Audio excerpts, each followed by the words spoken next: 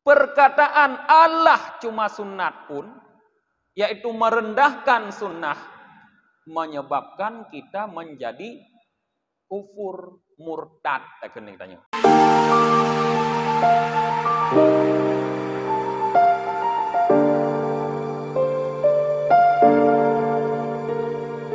Bismillahirrahmanirrahim. Assalamualaikum warahmatullahi wabarakatuh. Alhamdulillahi rabbil alamin, wa bihi nasta'in wa ala umurid dunya waddin.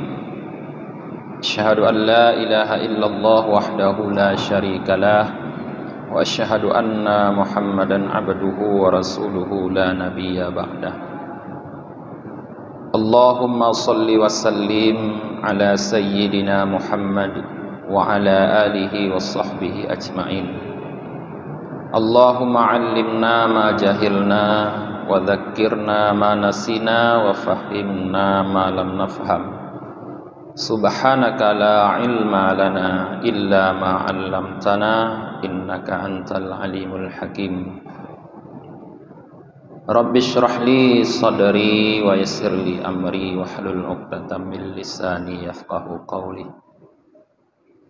Qala al-musannifu rahimahullahu ta'ala wa nafa'ana bihi wa bi'ulumihi wa barakatihi amin ya rabbal alamin. Al-babul khamis asyar fil amri bil ma'ruf wan nahyi anil munkar. Bab yang ke-15 tentang amar ma'ruf dan nahi mungkar.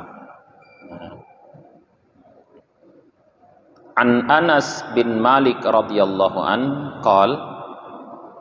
qala Rasulullah sallallahu alaihi wasallam, man shalla alayya marrah khalaqallahu ta'ala min nafsil musalli ghamamatan bayda thumma ya'muruha Allahu an ta'khudha min bahrir rahmah fatakhudhu thumma ya'muruha Allahu an tamattara fa idza amtarat fa ayyu qitratin qatarat 'alal ardi yakhluqullahu adh-dhahaba minha wa ayyu qatratin qatarat 'alal jibal yakhluqullahu ta'ala minha fiddah wa ayyu qatratin qatarat ala kafirin razaqahullahu ta'ala iman.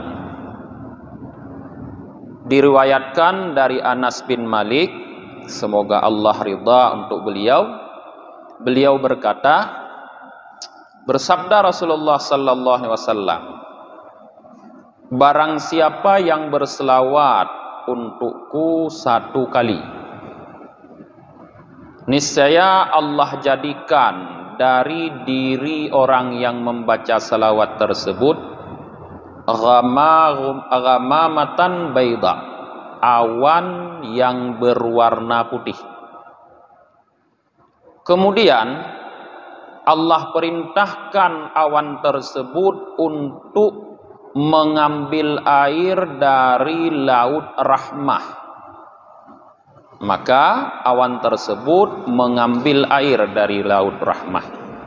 Kemudian Allah perintahkan awan tersebut untuk menurunkan hujan.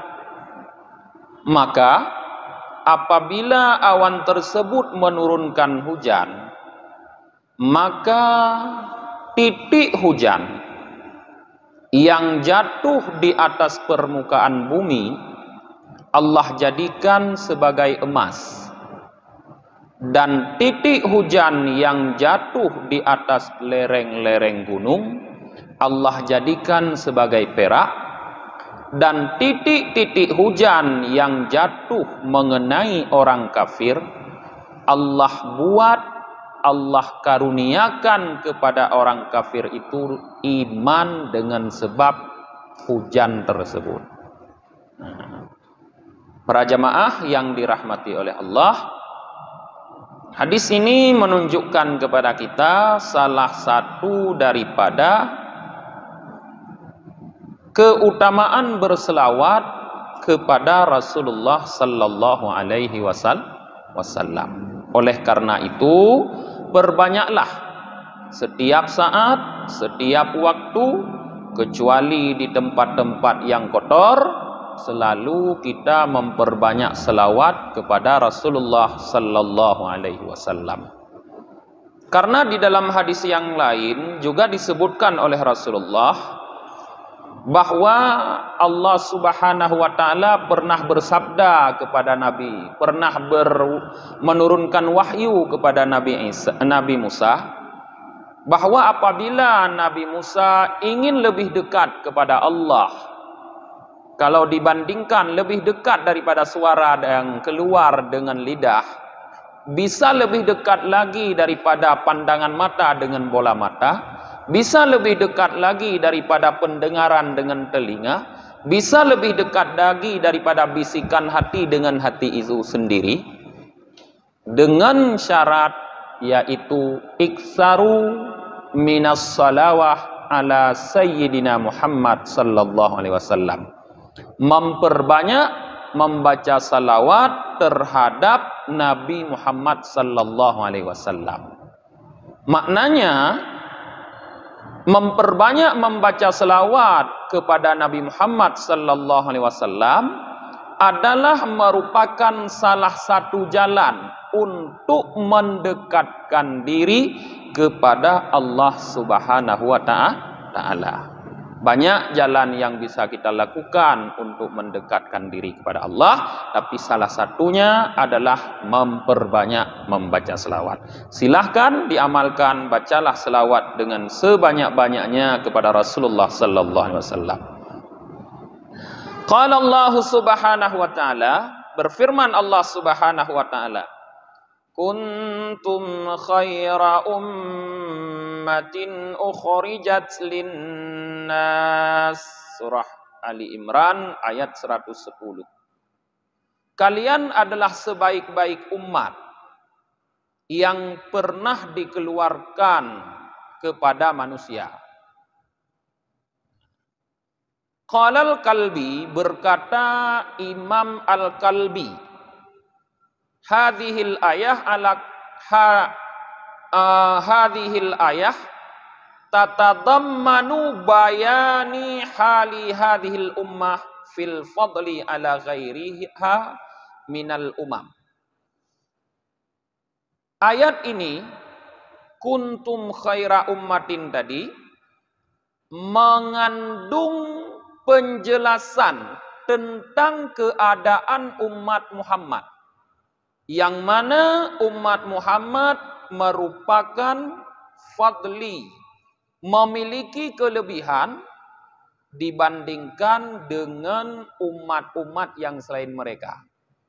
Di ayat kuntum khaira ummatin ukhrijat linnas, menurut Al-Kalbi, memiliki kandungan menjelaskan bahwa umat Muhammad memiliki kelebihan daripada umat-umat yang lain selain umat Muhammad. Wa fiha dalilun ala anna hadhil ummatal islamiyah khairul ummam alal itlaq. Juga di dalam ayat tadi menjadi dalil, ayat tadi juga menjadi dalil bahwa umat ini, yaitu umat Islam, merupakan sebaik-baik umat secara mutlak. Bukan dari satu sisi. Dari segala sisi maksudnya, umat Islam adalah umat yang terbaik.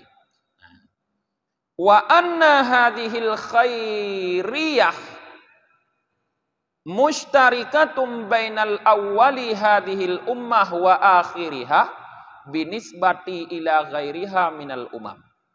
Dan bahwa kebaikan yang disebut dalam ayat tadi, khairun, kuntum khaira ummati, kebaikan yang disebut dalam ayat tadi itu bersekutu di sana golongan yang pertama dari umat ini sampai golongan yang terakhir nanti. Jadi yang dimaksud dengan kuntum khaira ummatin itu bukan hanya golongan atau generasi pertama, yaitu para sahabiah, para sahabi. Bukan hanya golongan kedua para tabi'in, bukan hanya golongan ketiga para tabi'in, dan tabi'in lagi kemudian yang mengikuti mereka, yang disebut dengan generasi salaf, tapi sampai golongan atau generasi terakhir dari umat ini, semua masuk dalam kategori kuntum khaira ummatin. Maknanya kita juga masuk dalam kategori tersebut. Masuk dalam kategori tersebut. Ini kalau dinisbahkan dengan selain umat Muhammad. Maknanya semua kita adalah yang terbaik dibandingkan dengan umat-umat nabi lain. Tapi wa in kanat mutafadilah fi dzatiha kama warada fi fadli sahabah ala ghairihim, yakni ukhrijat udhirat linnas ay linaf'ihim wa masalihihim fi jami'il a'sar hatta tatamayyazat wa urifat. Tetapi apabila kita membandingkan kepada sesama umat ini, kepada sesama umat Muhammad, kita bandingkan kepada sesama umat Muhammad, maka jelas bahwa generasi pertama yaitu generasi sahabat adalah merupakan generasi terbaik daripada umat ini. Sebagaimana dalam hadis, summa, kemudian mayalihim, orang yang mengikuti mereka itu. Berarti di bawah generasi sahabat, generasi tabi'in. Di bawah generasi tabi'in, generasi tabi'in hingga seterusnya sampai akhir zaman. Jadi kita umat terbaik dibandingkan dengan umat yang lain.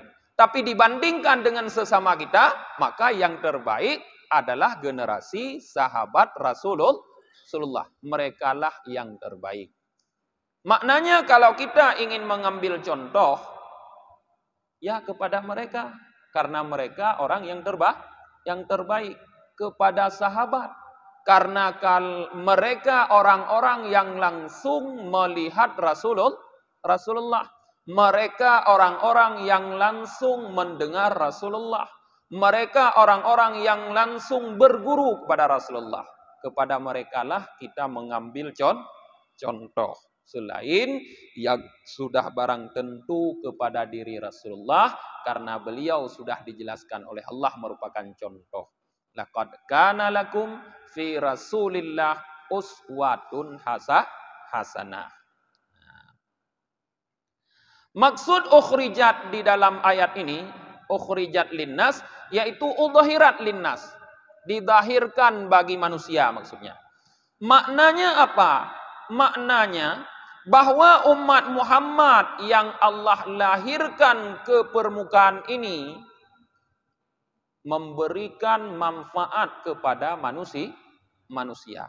Memberikan kemaslahatan kepada manusia di dalam setiap zaman mereka hidup. Yang maknanya. Jadi nampak manfaat dari umat Muhammad ini, nampak kemaslahatan dari umat Muhammad ini dalam setiap masa mereka hidup. Wa qauluhu ta'ala ta'muruna bil ma'rufi wa tanhauna 'anil munkari wa tu'minuna billah. Masih ayat tadi. Kalamun musta'nifun yatadammanu bayanu kaunihim khairu ummah ma'ama yastamilu alaihim min annahum khairu ummatin ma aqamu ala dhalik. Sedangkan sambungan firman Allah yang berbunyi ta'muruna bil ma'ruf wa tanhauna 'anil munkar wa tu'minuna billah, itu adalah penjelasan yang berbeda menurut penafsiran Kalbi. Kalimat tadi ta'muruna bil ma'ruf hingga tu'minu billah mengandung pernyataan, mengandung penjelasan bahwa umat Muhammad umat terbaik karena mereka memiliki sifat-sifat yang baik. Apa itu sifat yang baik? Yaitu mereka senantiasa menegakkan amar ma'ruf, nahi mungkar, dan beriman kepada Allah. Jadi ini adalah bentuk kebaikan umat Muhammad. Artinya senantiasa umat Muhammad selalu menjadi umat yang terbaik apabila mereka tegak berdiri menyebarkan amar ma'ruf nahi mungkar. Selama itu masih terus kita lakukan, maka kita akan terus menjadi umat yang terbaik. Tapi faida tarakul amra bil ma'ruf wan nahya anil munkar zala anhum. Apabila umat Muhammad kita sudah berani meninggalkan amar ma'ruf nahi mungkar, secara pelan-pelan sudah ditinggalkan amar ma'ruf nahi mungkar, zala anhum, maka kebaikan itu pun akan hilang dari kita. Kebaikan yang ada pada umat Muhammad ini pun akan hilang dari kita apabila kita sudah meninggalkan amar ma'ruf nahi mungkar. Karena kita menjadi umat terbaik karena bersifat dengan sifat tadi, yaitu sifat beriman kepada Allah, mengajak kepada kebaikan, mencegah kemungkaran. Kalau sifat itu hilang, hilanglah kebaikan dari umat ini. Maka para jamaah harus senantiasa selalu kita menjaga sifat yang membuat kita menjadi umat terbaik, yaitu mengajak orang-orang kepada kebaikan. Jangan merasa malas, merasa berat mengajak kepada kebaikan.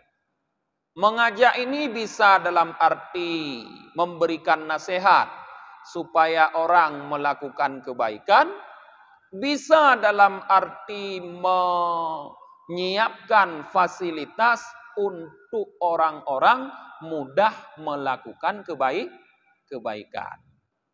Sesuai dengan kemampuan kita. Kita punya ilmu, berikan ilmu, ajarkan kebaikan kepada orang, ajak mereka untuk mengamalkannya. Amar ma'ruf. Mungkin kita tidak punya ilmu, tapi punya kemampuan finansial, punya harta. Manfaatkan harta kita untuk memfasilitasi diri kita dan orang lain untuk melakukan ma'ruf, kebaikan. Atau kita punya tenaga, gunakan tenaga kita untuk membantu orang melakukan kebaikan. Sebagaimana itu semua disebutkan oleh Allah dalam Al-Quranul Karim juga, ta'awanu alal birri wat taqwa wa la ta'awanu alal itsmi wal udwan. Tolong menolonglah kalian dalam melakukan kebaikan dan ketakwaan, jangan kalian tolong menolong di dalam melakukan dosa dan permusuhan. Nah, begitulah kita mengajak orang untuk melakukan ma'ruf. Juga mencegah daripada mungkar. Juga nanti akan dibahas tingkatan-tingkatan atau siapa-siapa saja yang berkewajiban melakukan pencegahan daripada kemungkaran.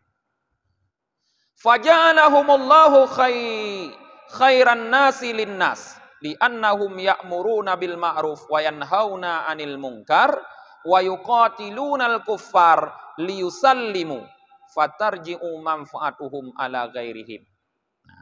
Allah menjadikan umat Muhammad sebagai sebaik-baik umat yang dibangkitkan untuk manusia karena mereka mengajak kepada yang ma'ruf, mencegah dari mungkar, dan memerangi orang kafir untuk membuat orang kafir itu masuk Islam. Jadi memerangi orang kafir bukan untuk membuat orang kafir itu musnah. Jadi memerangi orang kafir dalam Islam adalah untuk membuat mereka masuk Islam. Maka peperangan yang dilakukan bukan untuk pemusnahan, tapi untuk menarik, mengajak orang masuk Islam. Beda dengan doa Nabi Nuh.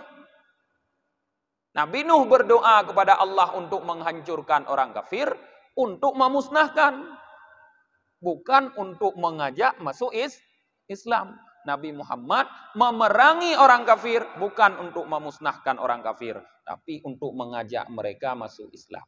Maka jikalau itu dilakukan, amar ma'ruf dilakukan, nahi mungkar dilakukan, memerangi orang kafir untuk mengajak mereka masuk Islam, maka manfaat dari umat Muhammad ini akan dirasakan oleh orang lain. Sampai orang kafir pun merasakan manfaat, yaitu menyebabkan orang-orang kafir mendapatkan hidayah. Bisa kita lihat dari cerita perjuangan Rasulullah. Peperangan Badar yang pertama sekali dilakukan oleh Rasulullah adalah merupakan satu momentum yang menyebabkan banyak orang-orang kafir Mekah yang tertarik untuk masuk Islam. Begitu juga dengan peperangan selanjutnya, membuat simpati masyarakat Arab, membuat masyarakat Arab ingin masuk Islam. Sehingga seorang musuh Islam yang sangat terkenal, yang paling kejam, paling banyak menyiksa sahabat-sahabat Rasulullah dulu, yang dikenal namanya sampai sekarang, Abu Sufyan, masuk Islam di hadapan Rasulullah. Inilah tujuan Rasulullah memerangi orang kafir, untuk membuat mereka masuk Islam. Kama qala sallallahu alaihi wasallam, khairun nas may yanfa'un nas wa syarrun nas may yadurrun nas.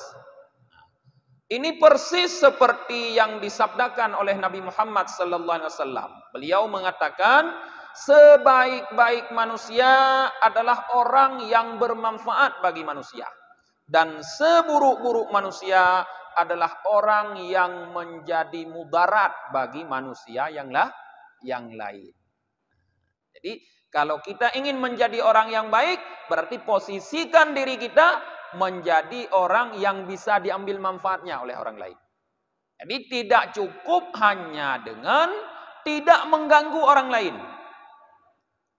Memang Islam mengajarkan pada tahapan atau tingkatan pertama, al-muslimun, seorang Islam, man salima muslimin, orang yang mampu menjaga orang muslim yang lain daripada gangguan yadaihi, dua tangannya, lisanihi, mulut atau lidahnya.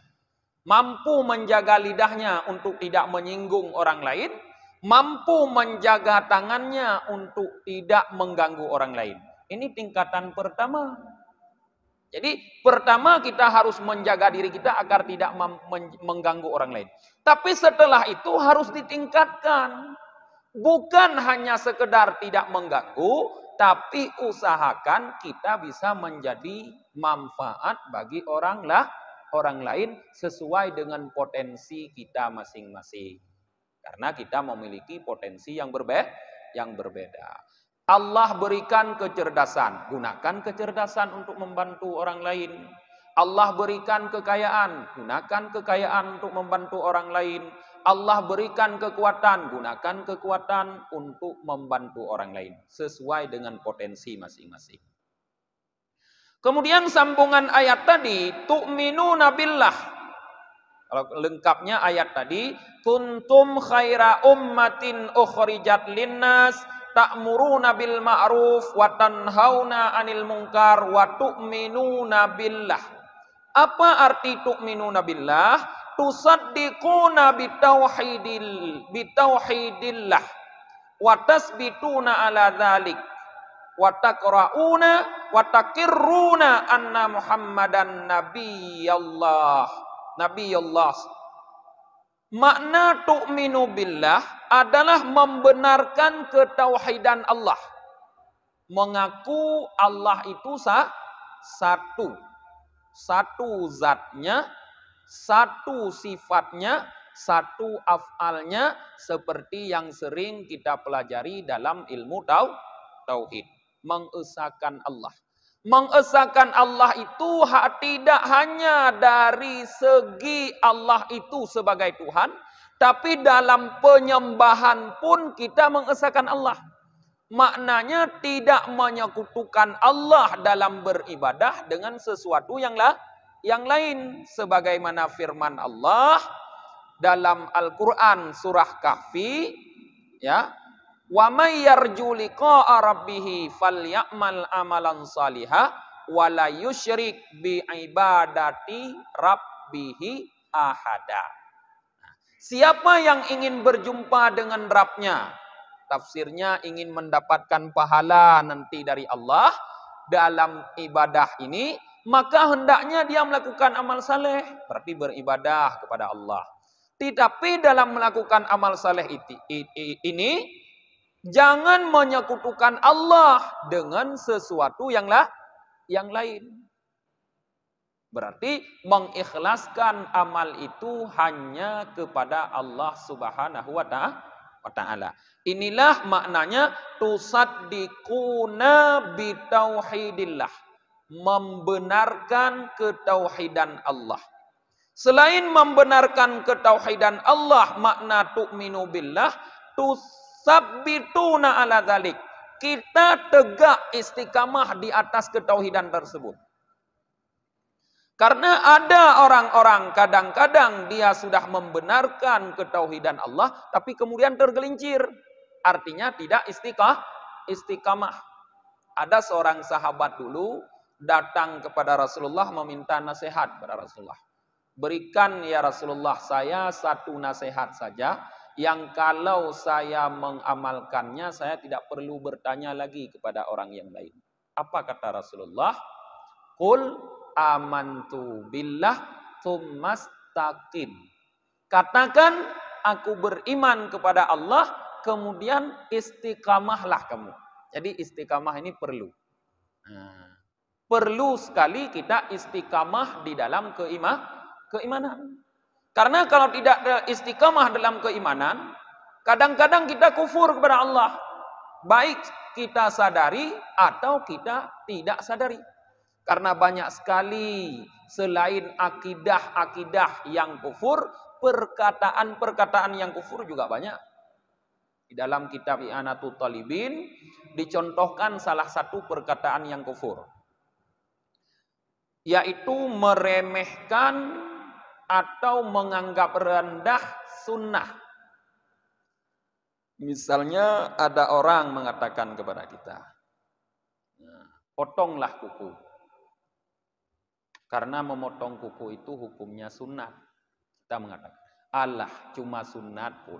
Nah, perkataan Allah cuma sunat pun, yaitu merendahkan sunnah, menyebabkan kita menjadi kufur, murtad. Riddah. Sifatnya riddah, orangnya murtad. Murtad. Ba'da Allahnya menteng. Nyan contoh perkataan. Bukan akidah yang perkataan. Kita jangan berpikir cuma akidah yang membuat kita kufur. Perkataan juga membuat kita kufur. Perbuatan. Contoh perbuatan yang membuat kita kufur. Tidak perlu kita contohkan kita pergi ke gereja menyembah berhala. Di masjid misalnya ada Quran-Quran sobek. Quran-Quran yang sudah lusuh, sobek. Kemudian Quran itu kita buang ke tempat sampah. Sengaja atau tidak, kita buang ke tempat sampah. Maka membuang Al-Quran ke tempat sampah dengan sendirinya telah membuat orang yang membuangnya menjadi kufur. Dan sudah kafir. Langsung menjadi kafir. Maka jangan kita berpikir hanya akidah yang membuat kita kafir. Ada perkataan yang membuat kita kafir, ada perbuatan yang membuat kita kafir. Nah, Maka harus hati-hati menjaga perkataan, harus hati-hati menjaga perbuatan. Juga masuk dalam makna kata-kata tu'minuna billah, beriman kepada Allah, yaitu tukirruna anna Muhammadan nabiyullah, menetapkan bahwa Muhammad adalah nabiullah. Inilah yang menyebabkan orang Nasrani kufur. Inilah yang menyebabkan orang Yahudi kufur. Kenapa Nasrani dan Yahudi bisa dikatakan kafir, padahal mereka percaya kepada Allah sebagai Tuhan? Karena tidak percaya kepada kenabian Nabi Muhammad. Jadi syarat tauhid ini harus dua-dua. Nah, harus dua-dua. Yaitu percaya kepada Allah dan juga percaya kepada utusannya, yaitu Nabi Muhammad. Tidak diterima iman kita kepada Allah kalau kita tidak beriman kepada Rasulullah. Pernah ada sekelompok orang Yahudi datang kepada Nabi Muhammad bahwa mereka mengaku beriman kepada Allah dan sangat cinta kepada Allah. Tapi mereka tidak percaya kepada Muhammad. Kejadian itu menjadi asbabun nuzul. Allah turunkan ayat, yaitu Qul in kuntum tuhibbunallah fattabi'uni. Katakan hai Muhammad, jika kalian, maksud kalian pada saat itu yaitu orang-orang Yahudi yang datang mengaku cinta kepada Allah. Jika kalian mengatakan kalian cinta kepada Allah, fattabi'uni, maka ikutlah aku, kata Nabi Muhammad. Maknanya tidak diterima pernyataan kita, pengakuan kita cinta dan beriman kepada Allah kalau kita tidak percaya dan tidak cinta kepada Rasulullah Nabi Muhammad sallallahu alaihi wasallam. Tidak bisa dipisahkan keduanya.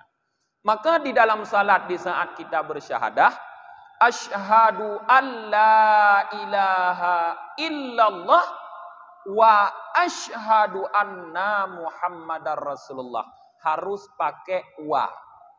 Tidak boleh asyhadu alla ilaha illallah asyhadu anna Muhammadar Rasulullah. Tidak boleh. Harus pakai wa. Wa itu adalah kalimat yang menyatukan keduanya. Dalam logah Arabiah disebut dengan waw ataf. Faedahnya mutlak jama, mengumpulkan keduanya. Dua-duanya kita percaya. Anjir tak pisah-pisah katanya.